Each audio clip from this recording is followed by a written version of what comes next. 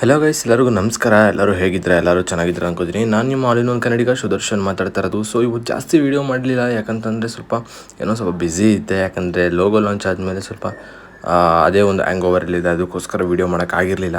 So ನಿಮ್ಗೊಂದು ವಿಷಯ ಹೇಳಬೇಕು. ಏನಪ್ಪ ಅಂತಂದರೆ, ನೀವು ಯಾವುದೇ ಒಂದು ವಿಷಯ ಆಗಲಿ, ಒಂದು ವ್ಯಕ್ತಿ ಆಗಲಿ, ಒಂದು ಆಬ್ಜೆಕ್ಟ್ ಆಗಲಿ ನೀವು ಇಷ್ಟಪಟ್ಟು ತೊಗೊಂಡಿದ್ದೀರ ಅಂತಂದರೆ ಅದರಿಂದ ನಿಮಗೆ ಎಷ್ಟೇ ನೋವಾಗಲಿ, ಇಲ್ಲ ಹರ್ಟ್ ಆಗಲಿ, ಇಲ್ಲ ಮತ್ತೊಂದಾಗಲಿ ಮಗ್ದೊಂದಾಗಲಿ ಆದರೂ ಕೂಡ ನೀವು ಅದನ್ನ ಬಿಡೋಕೆ ಹೋಗಬೇಡಿ. ಬಿಕಾಸ್ ಏನಕ್ಕಂತಂದರೆ ಇವತ್ತು ನಿಮ್ಗೆ ಅದು ಹರ್ಟ್ ಆಗ್ತಾ ಇರ್ಬೋದು, ಇವತ್ತು ಅದು ನಿಮಗೆ ನೋವು ಕೊಡ್ತಾ ಇರ್ಬೋದು. ಬಟ್ ಒಂದು ಟೈಮಲ್ಲಿ ಅದೇ ನಿಮಗೆ ದಿ ಬೆಸ್ಟ್ ಆಗಿರುತ್ತೆ. ಓಕೆನಾ?